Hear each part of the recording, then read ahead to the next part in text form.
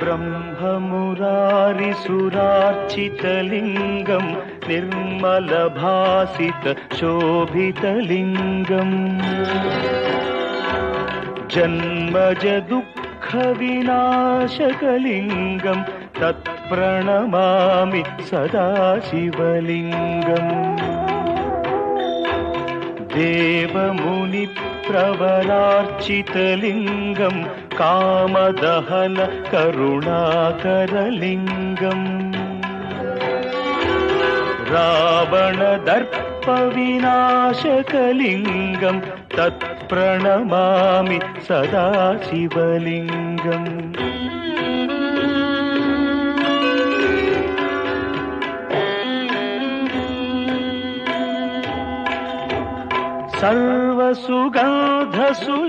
सर्वसुगन्धसुलेपितलिङ्गं बुद्धिविवर्धनकारणलिङ्गं सिद्धसुरासुरवन्दितलिङ्गं तत्प्रणमामि सदा शिवलिङ्गम्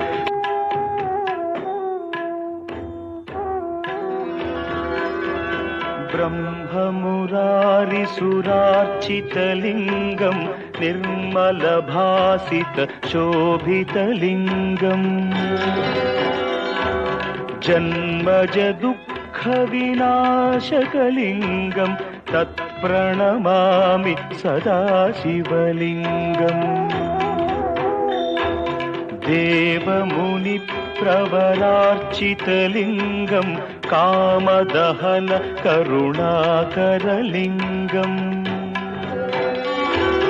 रावणदर्पविनाशकलिङ्गं तत्प्रणमामि सदा शिवलिङ्गम्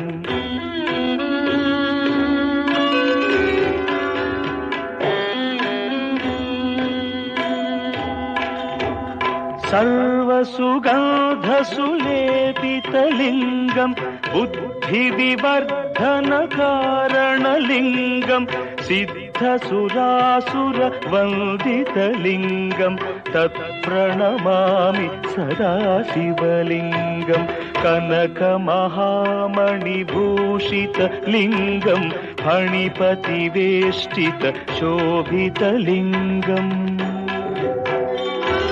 दक्षसुयज्ञविनाशनलिङ्गं तत्प्रणमामि सदा शिवलिङ्गम्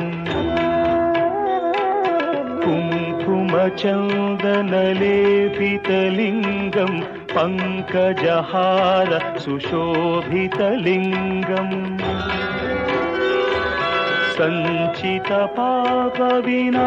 सञ्चितपापविनाशनलिङ्गं तत्प्रणमामि सदा शिवलिङ्गम्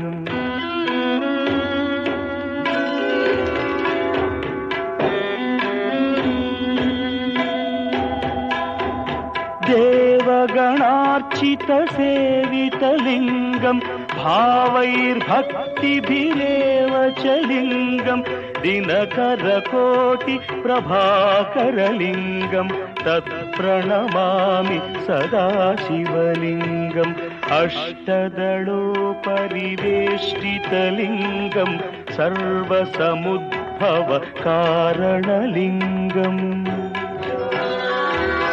अष्टदरिद्रविनाशनलिङ्गं तत्प्रणमामि सदा शिवलिङ्गम् सुरगुरुसुरवरपूजितलिङ्गं सुरवनपुष्प सदार्चितलिङ्गम् परमपरं परमात्मकलिङ्गं तत्प्रणमामि सदा शिवलिङ्गम् लिङ्गाष्टकमिदं पुण्यं यः पठेच्छिवसन्निधौ शिवलोकमवाप्नोति शिवेन सह मोदते।